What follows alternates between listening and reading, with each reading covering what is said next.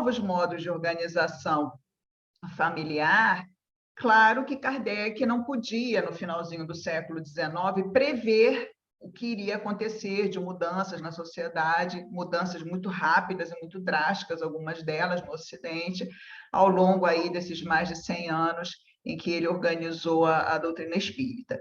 O que é importante, eu acredito, em relação a esses temas que mexem um pouco com a gente, é nós lembrarmos, como diz mesmo a mensagem de Emmanuel que foi escolhida, que as pessoas elas são singulares. Todos nós temos características que são únicas, formas de entender o mundo, de pensar, de agir, que são nossas e que é difícil explicar isso para outras pessoas. Então, de uma maneira geral, o grande convite que é feito em relação ao nosso papel diante do outro, desse outro que é diferente, é semelhante em algumas coisas, mas em outras é radicalmente diferente, é sempre da compreensão.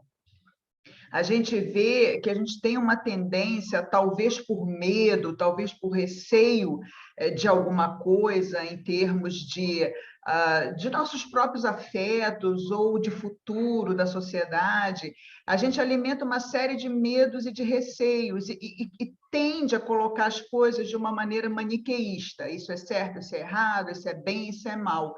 E, na verdade, essa fonte suprema, essa inteligência suprema que nos rege, segundo o Livro dos Espíritos, quando ela avalia a nossa conduta, ela olha essa fonte suprema, essa inteligência suprema, basicamente duas coisas.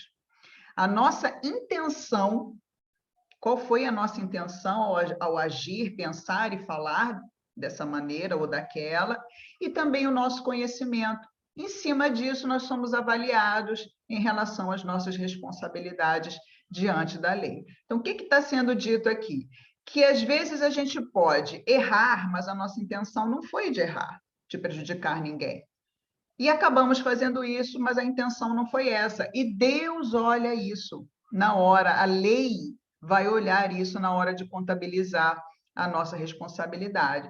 Então, flexibilizar um pouco essa nossa tendência a colocar tudo no preto e branco é muito importante para nós nos debruçarmos na compreensão e no entendimento dos fenômenos sociais, principalmente quando são fenômenos que mexem com a gente, e esse mexe em particular porque, tratando de família, há determinados acontecimentos e tendências que vão trazer esse receio, esse medo, que a gente precisaria ter uma parte para debate ou discussão para entender desse grupo que está agora reunido aqui, que medos e receios seriam esses, porque eu imagino que muita reação que eu vejo inflamada no movimento espírita, de parte de alguns expositores, não são muitos, mas há alguns, se deva a isso. É algum receio que as pessoas muitas vezes não sabem colocar ali em palavras e começam a atacar novos modelos de organização familiar, atacar determinadas formas de conduta de indivíduos, dizendo que isso é certo, isso é errado, que aquilo é inapropriado diante da lei e outra coisa não. Então, como gosta de dizer, e eu aprecio muito essa frase, uma psicóloga que trabalha muito na linha do suicídio, que é Karina Fukumitsu, ela disse que quem está longe julga, quem está perto compreende. Quem está longe julga e quem está perto compreende. Então, o grande convite que eu faço hoje para todos nós aqui é justamente nós tentarmos compreender melhor esses novos modelos de organização familiar à luz da doutrina espírita e à luz da psicologia. Vocês estão vendo passar o slide? Agora eu fico preocupada com isso. Eu nunca sei. Sim. Né? Então, eita. Ok. Então, assim, nós vamos partir da psicologia. Eu vou trazer, de uma maneira introdutória, a evolução do conceito de família, vista pela psicologia, como é que isso acontece. Claro que não é só a psicologia que estuda a família, outras ciências se debruçam sobre ela, mas como é minha área de estudo, a psicologia e a pedagogia, é a contribuição científica que eu trago, como nos recomendou Kardec. Então, a evolução do conceito de família, qual é a contribuição da psicologia? Primeiro que a família é uma instituição social que varia muito em sua forma e finalidade. de acordo com a sociedade, cultura e tempo histórico, e cuja função é o cuidado e a educação das novas gerações, e ou a mútua assistência e comunhão dos elementos que a constituem. Então, aqui nesse conceito, nessa primeira grande caracterização da família, a gente tem dois aspectos. Primeiro é esse, a gente lembrar que a família muda porque a sociedade muda. Então, principalmente no Ocidente, a gente vai tendo o progresso científico-tecnológico, a gente vai tendo o progresso do direito e de outras ciências que vão trazendo contribuições e novas formas de entender aquilo que está dentro da sociedade. A gente tem a evolução, o progresso das mentalidades, e a cada geração isso vai acontecendo de uma forma mais acentuada e, pela minha visão, mais rápida. Claro que a família hoje, em 2022, essa instituição social, ela é muito diferente do que na década de 70, na década de 30, na década de 40. E olhando para trás, quanto mais para trás a gente vai nesse tempo histórico, mais características a gente vê na família que ninguém quer ter de volta. O autoritarismo que havia na relação entre pais e filhos, a forma como os pais, naquela época, viam o castigo corporal como sendo parte da educação, uma série de coisas do contexto familiar que, olhando para trás, a gente percebe que houve um progresso, houve uma melhoria na forma de entender as coisas. E essa função da família, ela varia muito, claro, de acordo com o grupo familiar e de acordo com a época, mas basicamente é isso que está aí, sem haver mudança principal de uns anos para cá. Para que serve a família desde que o homem se constituiu lá naquele iniciozinho da pré-história para a história, em grupamentos familiares, em agrupamentos sociais? A função da família é receber as novas gerações e dar a essas novas gerações o cuidado e a educação para que a sociedade continue se renovando e possa prosseguir enquanto sociedade. Caso, e por que eu coloquei e ou mútua assistência e comunhão dos elementos que a constituem? Porque uma das características interessantes das novas organizações familiares são casais que não querem ter filhos. Então, nesse sentido, essa função de cuidar e educar novas gerações não vai fazer parte desse contexto familiar, mas a mútua assistência e a comunhão dos elementos que a constituem, sim. Então, o básico aí da caracterização da família para a psicologia é isso. Falando em progresso e em mudança, a gente vai ver isso no Brasil com um pouquinho mais de detalhe, porque é aqui que nós estamos encarnados, então nos interessa mais ver a mudança por aqui. Que no Brasil, até a década de 70, a família obedecia a um modelo patriarcal. E o que é o patriarcado, resumindo muito, muito, muito aqui, porque é um termo muito complexo, que tem uma série de desdobramentos em várias ciências que estudam essa questão do patriarcado. Mas, basicamente, o modelo patriarcal ele é baseado, centrado na figura masculina como centro da autoridade, na heterossexualidade, na visão de um pai provedor e de uma mãe dona de casa. Então, o patriarcado é um modelo antigo, né? Um modelo que a gente traz historicamente do passado e que justamente há um pouquinho aí mais de 100 anos, ele vem sofrendo uma série de revisões, de mudanças, e a gente já vai ver um pouquinho que grupos que começaram a tentar desconstruir esse modelo patriarcal de família. Então, esse modelo patriarcal, em termos de organização familiar, entendia que a família era constituída apenas pelo casamento e sem a possibilidade do divórcio.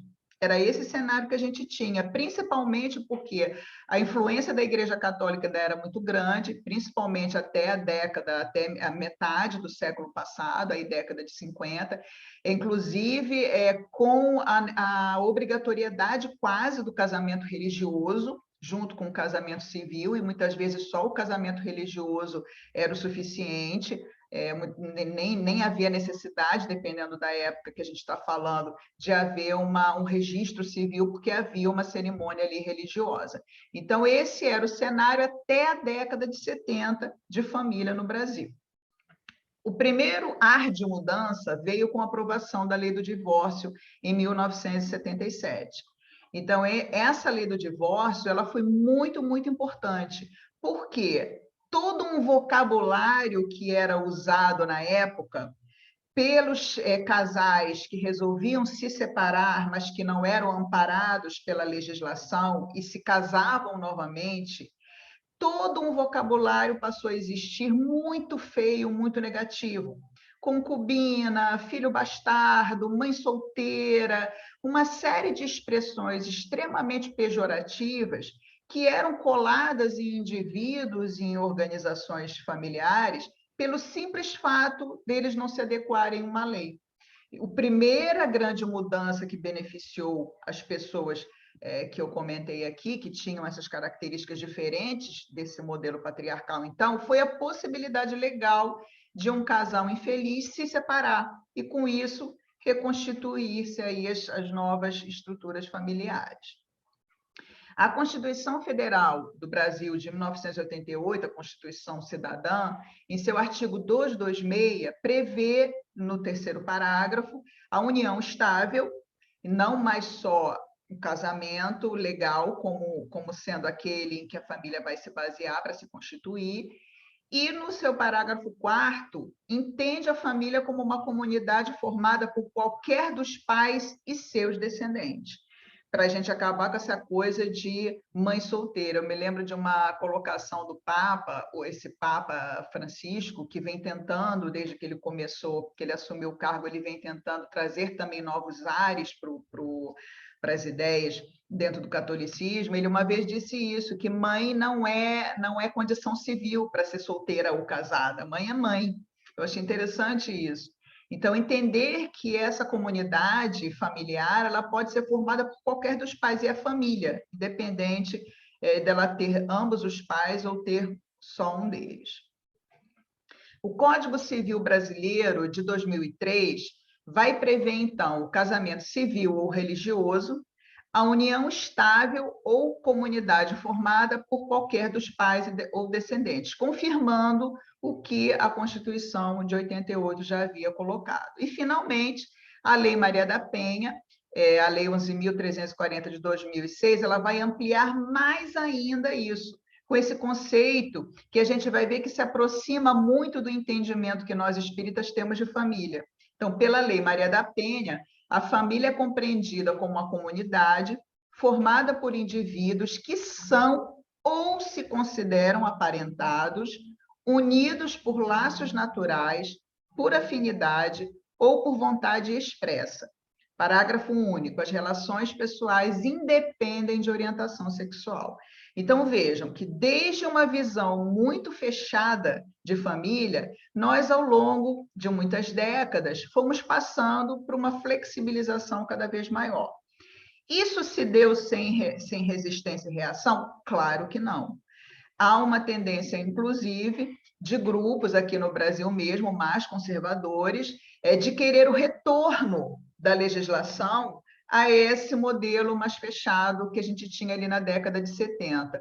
E todos os ganhos que a gente vem observando no Brasil em relação às famílias que têm uma orientação, as famílias que a gente chama de homoafetiva, que têm uma orientação sexual diferente da heterossexualidade, não se deram pela legislação, e sim pela justiça dentro do Supremo Tribunal Federal, porque justamente os legisladores que são de algumas correntes religiosas que não querem essa flexibilização, eles costumam travar qualquer projeto que regularize isso de uma forma mais clara.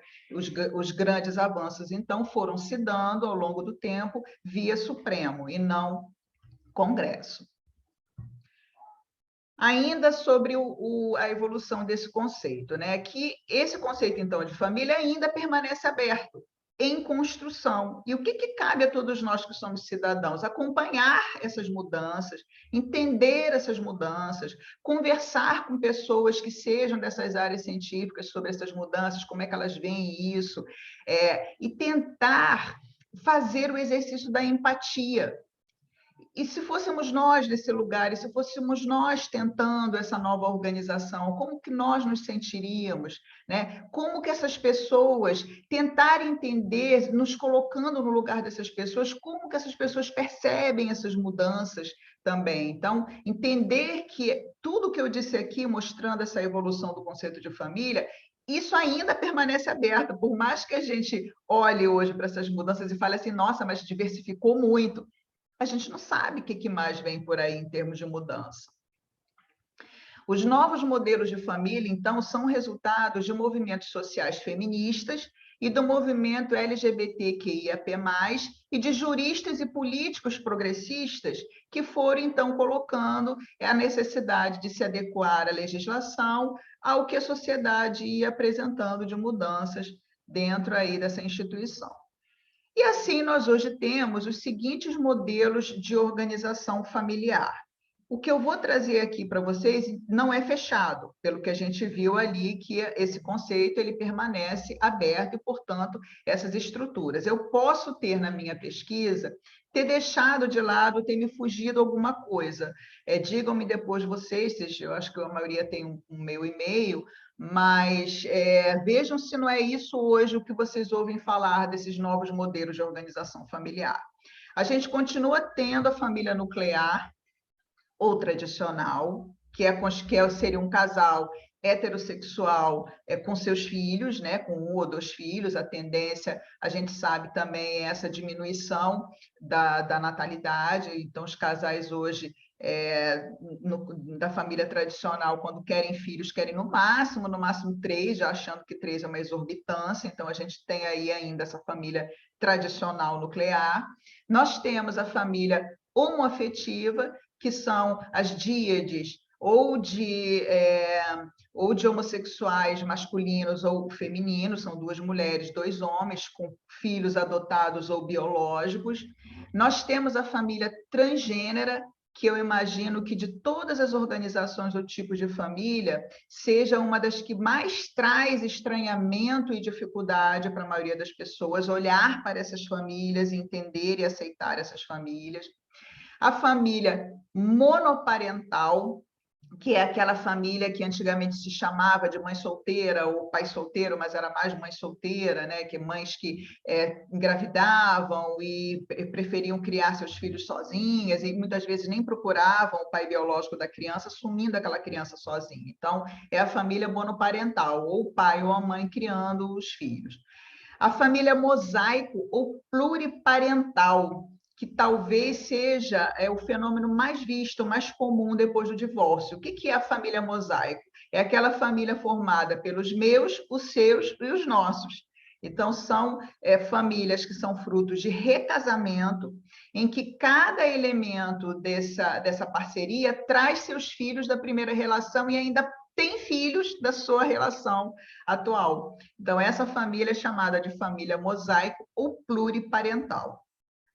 Há também a organização familiar, que a gente não vê mais em grandes cidades, mas eu acredito que ainda seja comum em cidades pequenas e mais para o interior do país, que é a família extensa ou ampliada, que é aquela família grande, que todo mundo mora junto, e aí os avós muitas vezes moram com algum dos filhos, e fica todo mundo junto ali, se reunindo todo fim de semana, tendo um contato muito próximo. Muitas vezes são pessoas que criam sobrinhos, porque os sobrinhos vêm estudar de outro lugar, então fica ali na mesma casa, os mais velhos, os mais novos, aqueles que são parentes direto, aqueles que não são, ou seja, deve ser uma delícia, né, gente? Eu que sou de uma família muito pequena, tem determinadas coisas que eu fico pensando se na próxima encarnação eu vou ter merecimento para escolher. Uma das coisas que eu gostaria de escolher é nascer numa família assim, pluriparental, com bastante gente, porque é uma experiência que eu não tive nessa minha atual existência. Aliás, pluriparental não, extensa ou ampliada. A gente tem a família poliafetiva, que junto da família transgênero, eu acho que são os 2 organizações familiares que sofrem maior estereótipo e discriminação, preconceito hoje, que a família poliafetiva seria aquela família em que há 3 pessoas envolvidas num relacionamento afetivo e têm filhos e ali se chamam de família e se organizam como uma família. Então, a família poliafetiva ela pode ter 2 mulheres e um homem, 2 homens e uma mulher, num relacionamento que pode ser um relacionamento bissexual, pode ser um relacionamento heterossexual, há várias formas de combinação também, que é fruto hoje dessa questão do relacionamento poliamoroso, de pessoas que não querem mais para si uma ideia da monogamia e que, portanto, se abrem para outros tipos de relacionamento, tendo um vínculo afetivo com diversos parceiros. Isso é importante lembrar, tá, gente? Que existe um vínculo afetivo, um vínculo amoroso. Não é um relacionamento ao acaso, não é um sexo livre, é um vínculo que existe ali afetivo.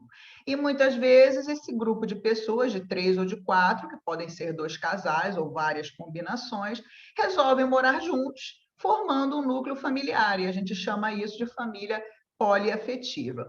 E, finalmente, existe a família eudomonista. Isso me surpreendeu, mas está no material que eu pesquisei, então eu coloquei aqui, que seria a família de uma pessoa só. Aquela pessoa que não quis casar, optou por não casar, optou por não ter filhos, e ela é a família. Muitas vezes pode ter nessa família eudomonista um animal de estimação ou outro, enfim, mas em termos de humanos, é a família de uma pessoa só. E isso também recebe uma classificação chamada de família eudomonista. Então, reparem que hoje, se a gente for ver, se a gente for pegar a primeira organização, que é a família nuclear ou tradicional, que foi até a década de 70 a principal organização, talvez a única e exclusiva reconhecida socialmente, a gente hoje tem uma série de modelos de organização familiar. E isso é fato. Isso já acontece, já vem acontecendo, e aí o que eu achei interessante do tema que foi me proposto é justamente isso: qual é o nosso papel? O que nós espíritas podemos fazer em relação a isso, num nível não só pessoal, mas coletivo, das nossas instituições, da evangelização, da mocidade, dos grupos educativos que recebem a família, e da própria instituição que recebe essas famílias com esses diferentes modelos de organização. O que nos cabe? Então, nós vamos ver a visão espírita da família, que eu vou recordar algumas coisas importantes. Primeiro, o Espiritismo nos ensina que, na espiritualidade, nós nos organizamos em famílias espirituais. E essa organização ela é feita com base em afinidades, boas ou mais, né? Então, a gente tem famílias de criminosos que se associam no plano espiritual por afinidade no crime, na maldade. A gente tem famílias de pessoas do bem que se organizam na espiritualidade em função de afinidades também em relação a essa escolha. E outro tipo de afinidade, famílias de músicos, famílias de artistas, famílias, enfim, de tudo que vocês possam imaginar, famílias de determinadas áreas científicas, porque são espíritos que têm afinidades entre si e se organizam em grupos. Então, vejam que interessante que esse conceito que o Espiritismo traz de família se aproxima muito daquele conceito da Lei Maria da Penha, em que a família ela é constituída de acordo com afinidade, com vontade expressa, por desejo simplesmente das criaturas de se reunirem em grupos e se chamarem de família. Nós aqui somos família. Então, essa é a visão que o Espiritismo traz para nós. O que daqui a gente pode ter uma série de conclusões também interessantes. A gente, quando desencarnar, a gente pode se inserir num grupo familiar espiritual totalmente diferente da nossa família consanguínea que nós vivemos a vida inteira. E explica também porque, e eu já ouvi isso de mais de uma pessoa, o motivo de algumas pessoas dizerem assim: gente, eu me sinto uma estranha no ninho dentro da minha família.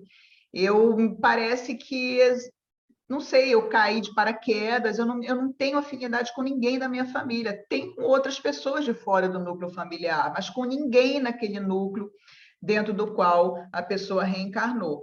E o Espiritismo explica isso, quer dizer, de repente, essa família espiritual, por necessidade, e a gente já vai ver no próximo item, a gente acaba não renascendo num grupo que é esse nosso grupo da família espiritual, que é composto com base em afinidade.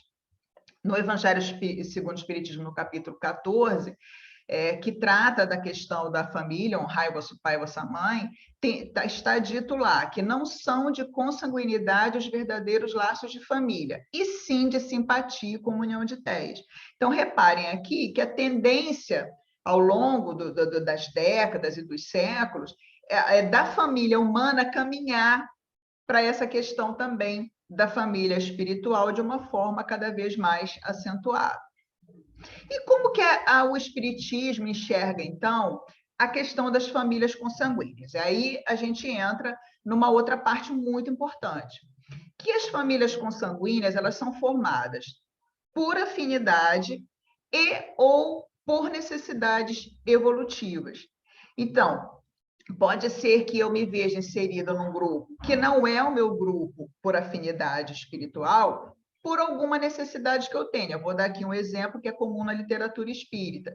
Pessoas que não valorizaram, numa encarnação, o núcleo familiar, que prejudicaram muito pai e mãe, negligenciando-os, que prejudicaram irmãos, ou que fizeram algo que os afastasse em termos de evolução moral daquele núcleo familiar do qual faziam parte espiritual, podem renascer por necessidade evolutiva em grupos diferentes. E muitas vezes até tem que renascer, no caso de haver uma disparidade muito grande evolutiva entre aqueles que nos eram ligados espiritualmente ou que nos são ligados espiritualmente e o estado em que a gente se encontra hoje. Então, na hora de formar famílias consanguíneas, muita coisa é considerada. Pode ser que eu tenha que me harmonizar com o inimigo do passado, com alguém que eu prejudiquei, que eu não tinha afinidade nenhuma, e nós nos envolvemos numa relação complicada, e eu acabei prejudicando, ou a pessoa me prejudicou, e com isso nós, então, programamos um retorno na mesma família para a gente tentar se entender.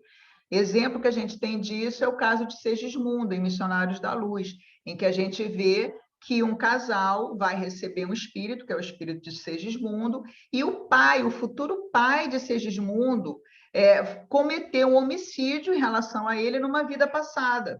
Então, a vítima iria renascer como filho do seu assassino numa vida anterior. E há todo um desdobramento ali no livro Missionários da Luz, e por causa disso, dessa característica.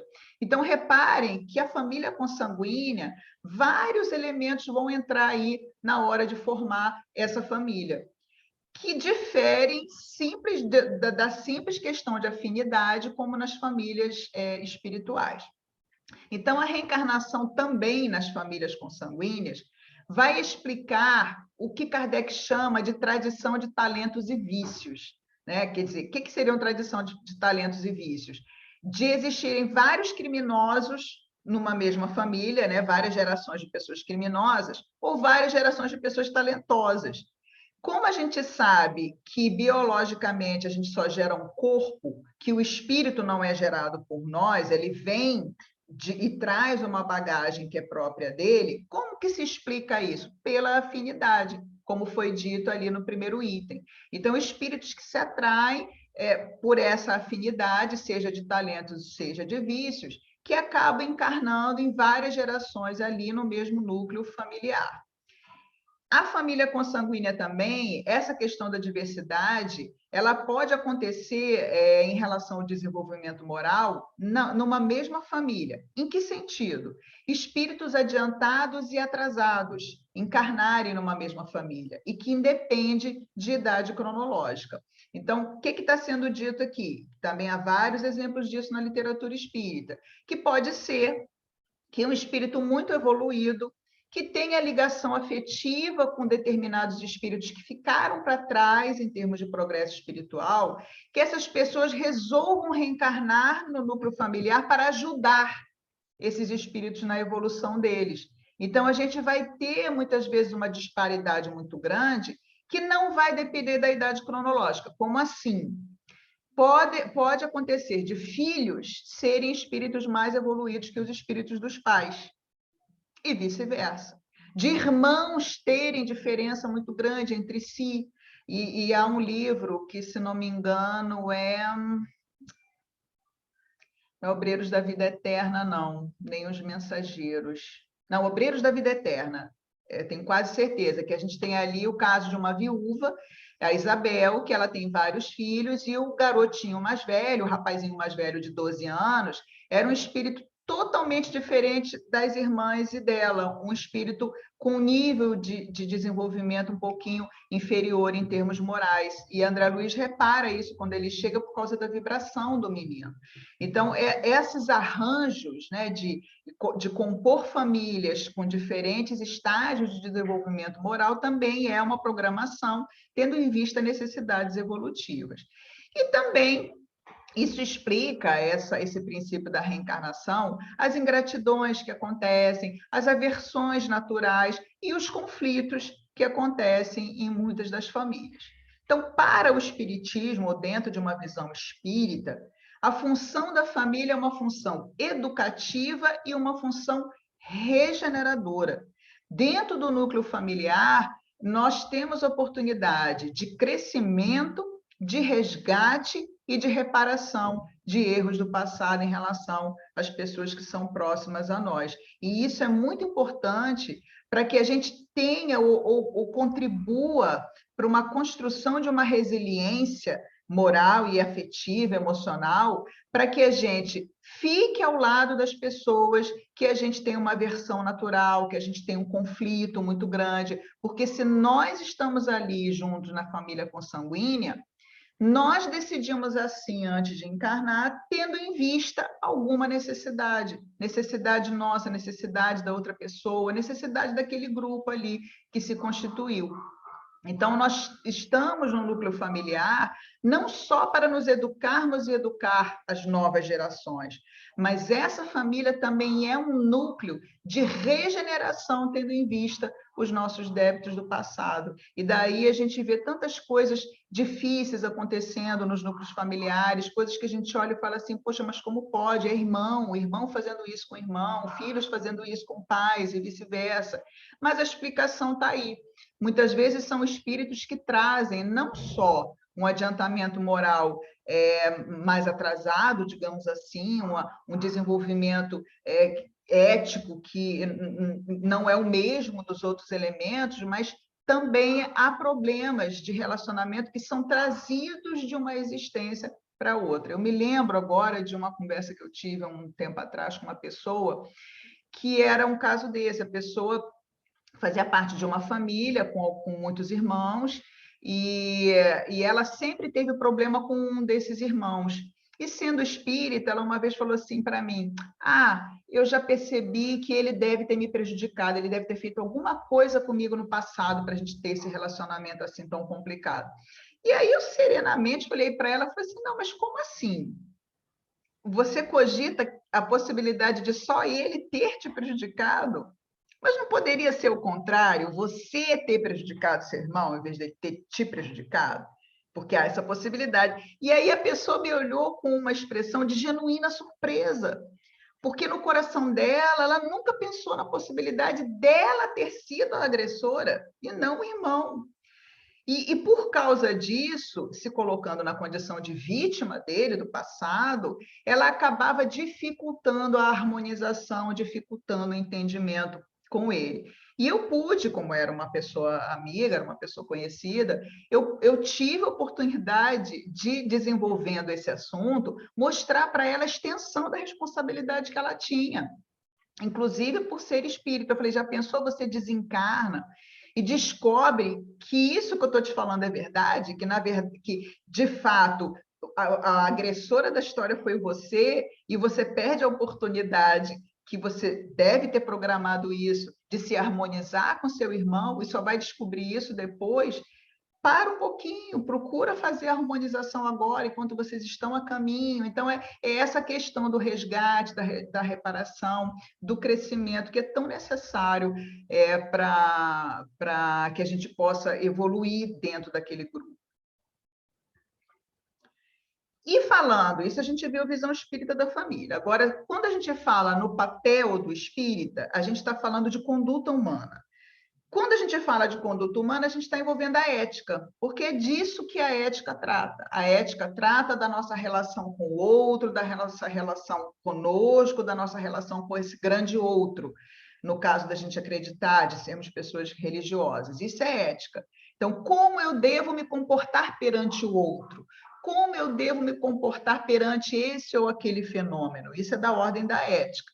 E nós temos uma ética espírita, que é uma ótica cristã. O que nos diz, então, essa nossa ética espírita, que vai basear o nosso papel diante dessas novas organizações familiares? Vamos fazer aqui uma revisão. Acredito que todos nós, eu não vou trazer nenhuma novidade, mas, mais uma vez, é importante nós embasarmos o nosso raciocínio. Qual o nosso papel dentro dessa ética? Primeiro e fundamental, que está no Evangelho, no capítulo 11. Não só lá, mas eu peguei uma referência de cada um, mas há outras infinitas referências dentro de cada tópico. O amor ao próximo como base fundamental da nossa relação com o outro. Então, se esse outro faz parte de um grupamento familiar, ou se essa família é como uma reunião de outros que se constitui nessa instituição que se chama família, se relaciona conosco, chega na casa espírita, qual é o nosso dever mais fundamental? O amor. O amor ao próximo, o amor àquele grupo. Essa é a base fundamental da nossa relação com o outro, porque nós temos a nossa ética pautada dentro do cristianismo do amor ao próximo. Quando a gente fala de amor, a gente está falando de quê? Quem ama deve fazer o quê para demonstrar que ama? A gente deve demonstrar conhecimento da outra pessoa, da realidade dela, da forma como ela pensa, respeito, entendendo que cada um vive e faz as escolhas que acha mais apropriadas para si e para seu grupo. A empatia, que é o esforço de se colocar no lugar do outro com base naquela realidade e não na nossa. Acolhimento, que é receber com carinho e fraternidade aquele grupo ou aquela pessoa. E a compaixão. O que é a compaixão? É querer diminuir o sofrimento, minorar o sofrimento ou estancar, interromper o sofrimento da outra pessoa. Isso é compaixão. Alguns grupos familiares que a gente viu ali enumerados e que a gente vai ver em imagem, sofrem de uma exclusão e de um preconceito muito grande. Qual é o nosso papel como espíritas? Minorar, diminuir essa exclusão e esse sofrimento. Compaixão, acolhimento, empatia, respeito. No Livro dos Espíritos, na parte 3, no capítulo 11, eu botei 11, mas eu esqueci de rever se é 10 ou 11, que é a Lei de Justiça, Amor e Caridade, eu acho que é capítulo 10. Ele fala um pouquinho sobre essa questão do amor, da justiça, em outras referências também. Nós temos como base, né, como modelo Jesus, e Jesus recomendou que a gente amasse o nosso próximo ou o semelhante. Ele falou para a gente amar o próximo, não aqueles que são iguais ou aqueles que são semelhantes a nós. E o próximo não tem que necessariamente ser igual a gente. Nesse sentido, a fraternidade é uma ética pragmática da diferença. Então, o que vem a ser isso? A fraternidade, ela envolve nós considerarmos como irmãos, de uma maneira prática, dentro da nossa vivência no cotidiano, todas as pessoas que são diferentes da gente, que pensam de maneira diferente, que têm uma religião, que fazem parte de uma comunidade de fé diferente, que têm uma opinião política diferente da nossa. A fraternidade é uma ética pragmática dessa diferença. Não dá para ser irmão só de alguns. Ou a gente se sente irmão de todo mundo, ou a nossa fraternidade não é fraternidade. A gente tem que dar outro nome. A gente tem também nessa ética espírita Jesus como modelo.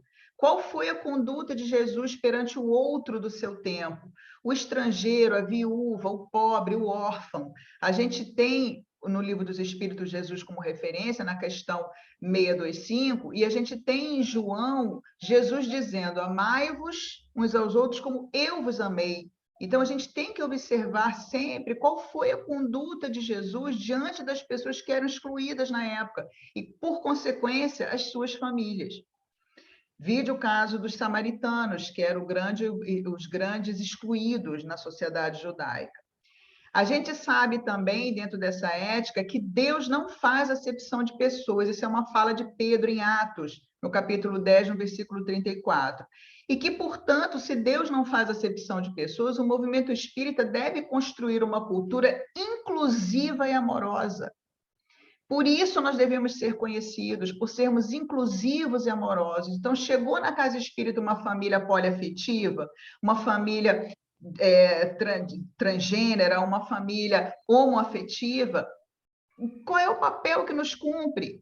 A inclusão e a amorosidade. Preparar a instituição e os grupos que vão receber esses elementos da família, conversando, trazendo conhecimento, como nós estamos fazendo aqui, para que as pessoas diminuam um pouco qualquer receio que tenham, verbalizem esse receio e que tenham condições de parar, dar um passo para trás e olhar aquela experiência com um olhar informado pela doutrina espírita e não pelo medo, pelo receio, pelo preconceito, pelo estereótipo. O que a gente deve evitar, então? Esse mito, que é o mito de Procusto, que vocês devem conhecer, que é um monstro mitológico, que ele tinha uma cama, ele recebia os visitantes que chegavam no lugar que ele habitava, ele recebia os visitantes com toda a hospitalidade do mundo, mas só que o visitante não sabia que Procusto tinha uma cama na qual os visitantes tinham que se ajustar direitinho. Se o hóspede fosse maior que a cama, ele cortava os pés. Se ele fosse menor que a cama, ele esticava. Então, a gente muitas vezes tende a agir como Procusto. A gente quer que o outro se adapte à nossa maneira de olhar. A gente quer que o outro se adapte à nossa forma de ver as coisas. Então, imaginem a gente dentro da nossa família, que pode ser uma família nuclear tradicional, cujos filhos se revelem homossexuais e nos tragam uma família afetiva que constituíram, ou que resolvam experimentar a questão das relações, do relacionamento poliamoroso e tragam essa família para nós. Nós vamos agir como Procusto? Não, se não for assim, eu não te quero mais, você não é mais meu filho, eu não quero mais ter contato com você. Então, a gente tem que evitar esse monstro aí mitológico. No livro Fonte Viva, há uma mensagem de Emmanuel intitulada Apacenta, que recupera essa frase de Jesus, essa orientação de Jesus a Pedro, que ele falou 3 vezes para Pedro: Pedro, tu me amas? E Pedro respondia: sim, Senhor, sabes que eu te amo. E o que Jesus falou por 3 vezes? Apacenta as minhas ovelhas. E Emmanuel diz que apacentar as ovelhas quer dizer: irmão, sustenta os companheiros mais necessitados que tu mesmo, ajuda ao próximo ao invés de vergastá-lo. Então, quem seremos nós? É papel do espírita pegar a vara para vergastar, ou é alguém que vai procurar amparar, sustentar, compreender, entender o outro de forma amorosa e inclusiva? Aqui eu trago, talvez essa seja assim a imagem desses novos modelos de organização familiar mais populares e mais aceitas pelo público de uma maneira geral, que é a família do Paulo Gustavo, já falecido, que hoje deve acompanhar o desenvolvimento dos filhos e do companheiro, do ex-companheiro, que ficou de onde ele está, certamente ele acompanha. Mas é isso aí, gente, a cara da família. 2 homossexuais cisgêneros formando uma família com seus filhos. E me parece, né, eu pensava que tivessem sido adotados, mas parece que foram gerados biologicamente com o código genético, não me lembro de qual dos 2. Então, a gente vê com barrigas, né, de pessoas que se prestaram a isso. Então, a gente vê que essa organização fez uma felicidade, a felicidade dessas crianças, a felicidade desses pais. É uma família com 2 pais. Aqui eu coloquei, né, eu fiz um mosaico de fotos com várias possibilidades, inclusive de relacionamentos interraciais, que também geram um estranhamento ainda nas pessoas. Então, na linha de cima, a gente tem ali 2 pais com uma criança, que a gente vê que um desses pais é de uma etnia diferente do companheiro, né? São 2 etnias ali presentes. A gente vê uma família monoparental, um pai solo, como a gente chama hoje, com a sua filha. A gente vê aqui uma família de 2 pais, todas dentro aí da própria etnia, com 3 filhos. adotados ou gerados, não sei, como a família do Paulo Gustavo, porque é só uma foto. Na linha do meio, a gente vê duas mães com seus filhos. Na do meio, uma família poliafetiva, composta por duas mulheres, um homem e já seus filhos. Me parece que aqui um filho é de cada mulher. Novamente, ainda no meio, uma família homoafetiva, interracial. Embaixo, a gente vê uma família nuclear tradicional, pai e mãe e 2 filhos. Aí, uma família extensa no meio, veja, parando para tirar foto, né? Os avós, os filhos, os netos e quem mais vier, que tiver junto, eles até colocaram roupas de cores diferentes. E, por fim, também uma família homoafetiva, de uma etnia própria. Então, reparem no olhar dessas pessoas, reparem na felicidade que transmitem para a gente, na alegria, no amor contido nessas fotos. Não cabe a nós julgar. É aquela frase que a Karina Fukumitsu, que eu trouxe, da psicóloga Karina Fukumitsu, que eu trouxe no início: quem está de fora, quem está longe, julga, quem está perto compreende. E é isso que nos cabe ao nós nos aproximarmos, seja simbolicamente, mas seja fisicamente, desses diferentes tipos de família. O que Jesus pede de cada um de nós? É compreensão e é exercício do amor fraterno. Aqui, como eu falei para vocês, as famílias trans, que eu não coloquei nenhum exemplo ali, porque eu quis tratar de uma forma aqui separada, que são imagens, eu acredito, que tragam um desconforto, dependendo da maneira como nós fomos criados, dependendo de como que a gente vê as coisas, mas também são famílias. A gente tem aí no canto esquerdo a família de Thomas Beach, da Arizona, nos Estados Unidos. Ele é um homem trans que fez uma homoplastia masculinizante aos 24 anos, mas manteve os órgãos sexuais femininos. Casou-se com a Nancy, que era estéril, e como ele manteve os órgãos sexuais internos, femininos, ele resolveu, então, engravidar.